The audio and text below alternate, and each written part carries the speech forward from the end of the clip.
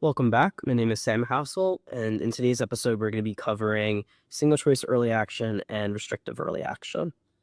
So many people are familiar with the term early action. This is a plan or a way that you apply to college under which you submit an application early, typically by November, and you get an earlier decision, oftentimes around the middle of the winter. It could be late January, early February. In some rare cases, you could hear back by the middle of December, as in the case of U Chicago's early action plan. However, a lot of people are not as familiar with single choice early action and restrictive early action, which are different subvariants of the early action plan. Now, out of the schools in the United States, there are only 7 that offer single choice early action or restrictive early action. There are 5 that offer single choice early action, as I will call it. Those 5 schools are Harvard, Princeton, Yale, Stanford, and CalTech. Then there are 2 schools that offer restrictive early action, as I'll define it. Those 2 schools are Notre Dame and Georgetown. Now, one thing that's very important to keep in mind is these schools will often call their plans restrictive early action, where they actually have what I would define as a single choice early action plan. And so I'm going to define what I mean by single choice early action and what I mean by restrictive early action. And I believe it will be evident why there's a somewhat meaningful distinction between these 2 plans. So for the single choice early action schools, the ones that I just mentioned earlier, those 5 schools, we'll take Stanford, for example. If you are a student and you're applying single choice early action to Stanford, you will be submitting your application by November 1st. That is the early component, and that's common for all early action plans. Nothing special there. You will be hearing back in the middle of December. And that is something for the single choice early action plans that's not true of a lot of early action. A lot of students will hear back for regular early action, as I mentioned, later in late January or early February. So the single choice early action plans will get your decision back faster than a lot of the just typical early action plans. You will get all of them back towards the middle of December. Now, where it gets quite interesting, and the reason it's called single choice, is you are not allowed to apply either early decision, that is where you apply early and you put in a binding commitment to the school that you will go if they accept you. You're not allowed to apply early decision or early action, that is you apply early but not under a binding commitment, at any private college in the United States. The only colleges or the only applications that you can put in while you still have a single choice early action decision pending are you can apply to public schools in the United States. You can apply to Michigan. You can apply to UVA. You can apply to UCLA, UC Berkeley. You can apply to any public school or school that has a rolling plan. And you can apply to any school that is an international school. However, domestically in the United States, you cannot apply to any other school that has an early action plan or an ED plan that is a private university. So, for example, if you were doing single choice early action to Stanford, you could not apply early decision to Vanderbilt at the same time, ED1. You could not apply ED to Columbia. You could not apply EA to Tulane. You cannot apply EA to Villanova. You cannot apply EA to Wake Forest. You cannot apply early in any capacity, early action or early decision, while that decision is still pending for Stanford at any private school. Now, this is a very restrictive plan, and it is the most restrictive. And so this is why I like to use the term single choice, right? You have one choice, a single choice for applying early, in a nutshell. When it comes to the restrictive early action plans, these are a little bit less restrictive. Actually, I would say reasonably less restrictive. And these 2 schools, again, are Notre Dame and Georgetown. So let's say you're applying restrictive early action to Notre Dame. What that means is just as if you were applying single choice early action, or if you're applying early action in general, you'd be submitting your application to Notre Dame by November 1st. You will be hearing back in the middle of December, consistent with if you're applying to a single choice early action school such as Stanford. And while that application is and that decision is pending, you are not allowed to apply early decision, which is placing a binding commitment, uh, at any other school. So that is the only restriction. It only blocks out early decision, which means you're not allowed to apply REA, or restrictive early action, to Notre Dame and then go, for example, do early decision to Vanderbilt while your Notre Dame decision is still pending and your application is pending. Now, that isn't quite as restrictive as the single choice early action plan, and so there is quite a bit of cause to draw a line between single choice early action and restrictive early action, because a lot of schools and a lot of candidates will use the terms interchangeably. So single choice early action, you have one choice for applying early while that decision is still pending. Now, if you didn't get into a school like Stanford, or you didn't get into a school like Harvard under single choice early action, you could apply early decision two to another institution. So you're let out of the restrictedness of that plan, and the early decision two deadlines tend to be around January 1st or slightly thereafter. So if you did not get into Stanford single choice early action and you heard back in the middle of December, you can now go do ED2, or early decision two, to a school that offers it, such as WashU or Vanderbilt. So you are not allowed, while the decision or the application is pending, to apply early to any other private school under single choice early action. Under restrictive early action, you are simply not allowed to apply early decision while that application is pending. That restrictive early action application is pending. So you would not be able to do something like early decision one to a Vanderbilt, or early decision one to a WashU, or if a school only has one early decision plan where you submit a binding commitment, such as a Columbia, you would not be able to do that either. However, if a private school or any school offers an early action plan, you would be able to apply. So you would be able to do EA to Villanova, EA to Wake Forest, EA to Tulane, and certainly to any of the public schools that are not blocked out by either plan, single choice early action or restrictive early action, such as Michigan, UVA, the UCs, etc. And it's very important that applicants keep in mind these plans are particularly restrictive, especially the single choice form. These do tend to be particularly the first 5 schools that have single choice early action. These are among the most competitive schools in the United States and the world. These are Harvard, Stanford, Princeton, Yale, and CalTech. So these are the most competitive applicant pools in the country. These tend to have the lowest odds of acceptance for applying early, because the early rates tend to be a lot higher than the overall acceptance rates, as they tend to give you a boost. And so these rates will often, for single choice early action, these will usually be in the 5 to 10% range. And so applicants must keep in mind if they're applying single choice early action particularly, but even restrictive early action, they're applying to highly competitive schools, possibly one of the most competitive applicant pools. They're being blocked out from applying early and receiving the benefits of, for instance, doing early decision to another school that perhaps, if you are looking at a school like, a Vanderbilt, that school might be taking in the high teens in terms of the number of applicants that accepts early decision one, or close to 20%. So you could be looking at something like a differential of, a Harvard single choice early action 7% acceptance rate, and then a Vanderbilt around 20, almost a 3x difference in terms of risk. And if you were not to apply to Vanderbilt, early decision, of course, you could then do ED2, that you can sort of see a lot of the gamesmanship and the complexities and the opportunity costs that start to arise, because these plans are mutually exclusive.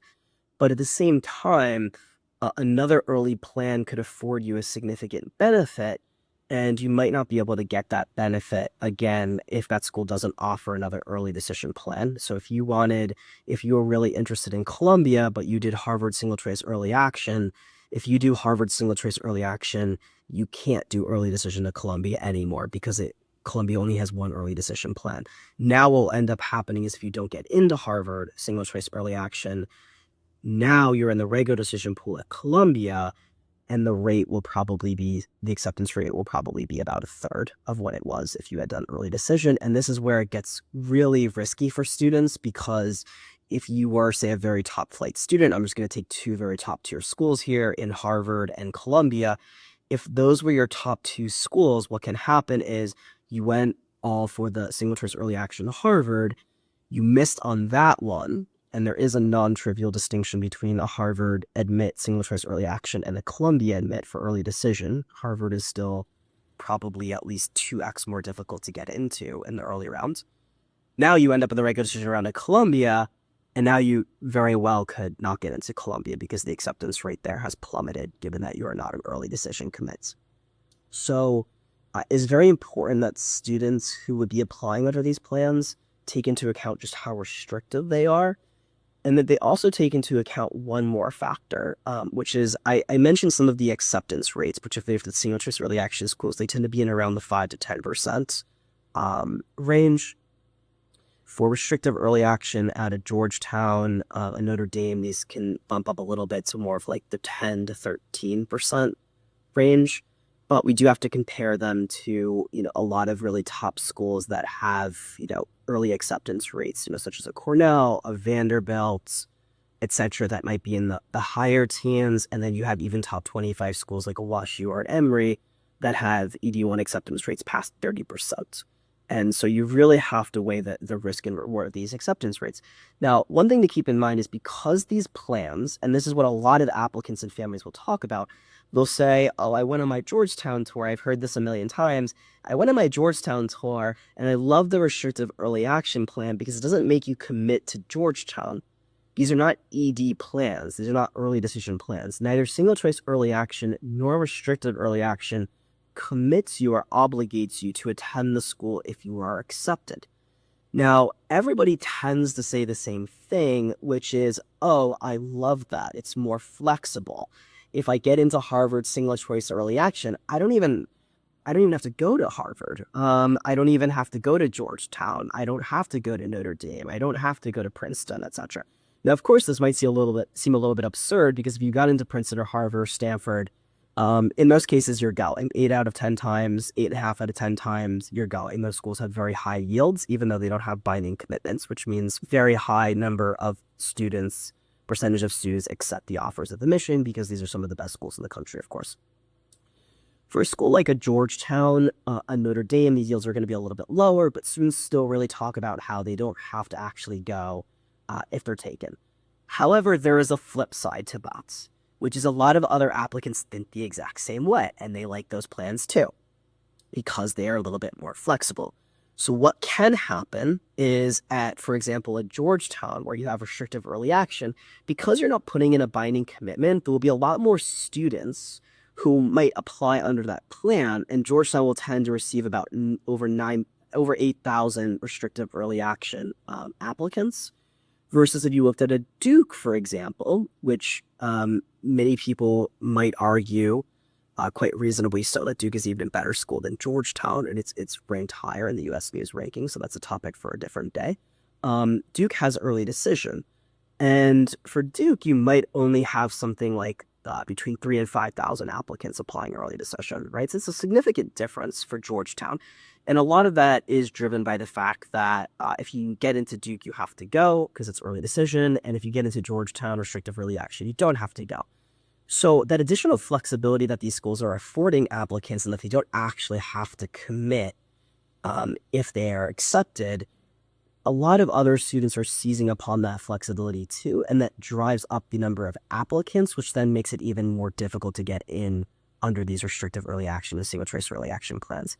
The other thing you have to keep in mind, that's another caveat, is in addition to these pools being the most competitive in the United States, the Stanford, the Harvard, the Princeton, the Yale, these schools that offer the single choice early action, the acceptance rate boost is it's not quite what it would be if these schools had early decision.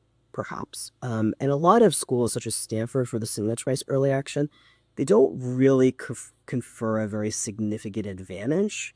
And so it's really important to keep in mind you're not actually giving the school anything of tremendous value because you are not telling them, I am definitely going to your school if I'm accepted.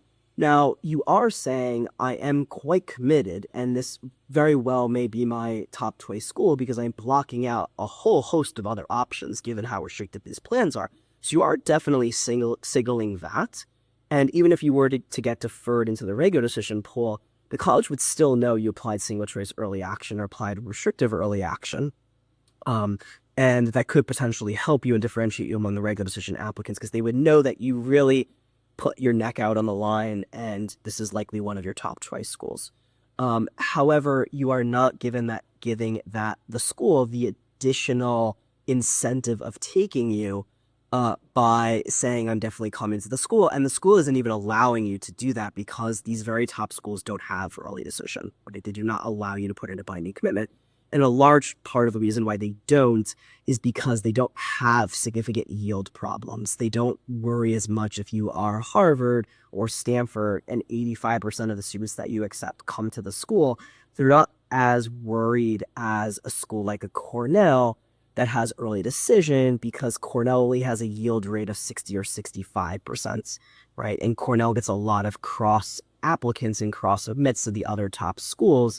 And it needs to very particularly protect its interest to make sure that the students that it accepts are coming.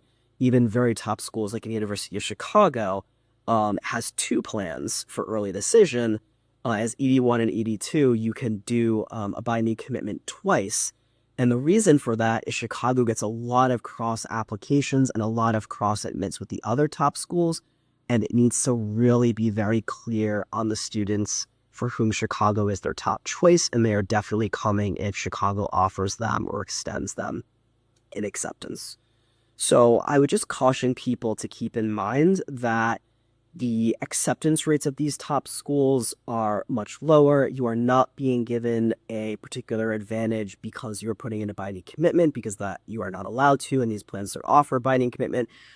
Other students will also gravitate to these plans because they also view them as being more flexible, so that can drive up the number of applications. For example, at Georgetown, as I mentioned, which receives 2 to 3x the number of applicants as another very top-notch school, such as a Duke that has an early decision. And so you have to really, really weigh the opportunity costs. What is this blocking out in terms of other plans? What's the acceptance rate at the other school? Would I have an early decision to back up, for example, if Vanderbilt is also one of your top choice schools, and you would be very happy to go to Vanderbilt if you didn't get in single choice early action to a school like Stanford or Harvard, or you had a school like Emory that offered early decision too, or you had a school like Chicago that had an early decision too. That could be okay because that could backstop the risk. You would still have another early decision plan that would still give you a significant multiple on your odds, of admission.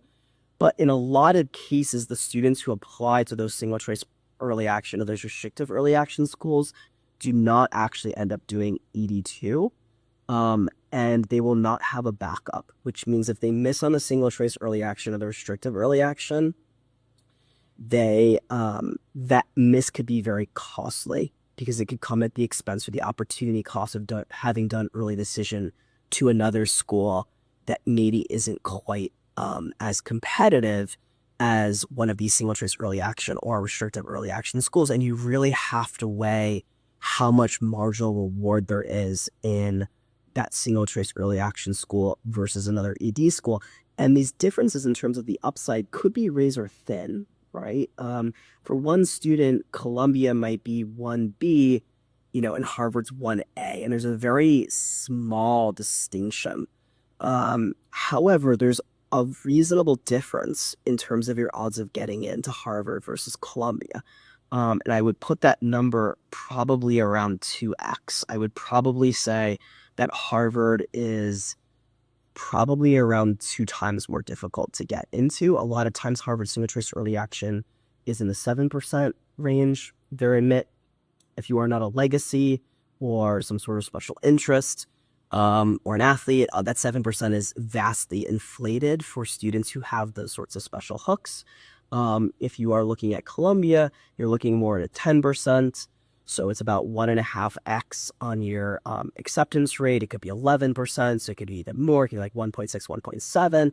And then the Harvard single choice early action pool is just quite candidly stronger than the Columbia pool, right? So you might be looking at about a 2x, 2 plus x difference in terms of the difficulty and the risk for Harvard versus Columbia. So these are the sorts of trade-offs that people need to weigh very carefully, because once you block out an early decision, particularly at a school that does not have multiple rounds of early decision, you can't get it back. And now you're going into the very large pools at that school that you could have done early decision at. Now you're going to the regular decision pool with 40 or 50,000 applications, and you didn't get into your single choice early action school, which now means you might miss on both of those top schools on your list. So that is basically an overview of single choice early action, restrictive early action, and the various risk reward and different aspects of these plans that people should be aware of. Thank you for listening.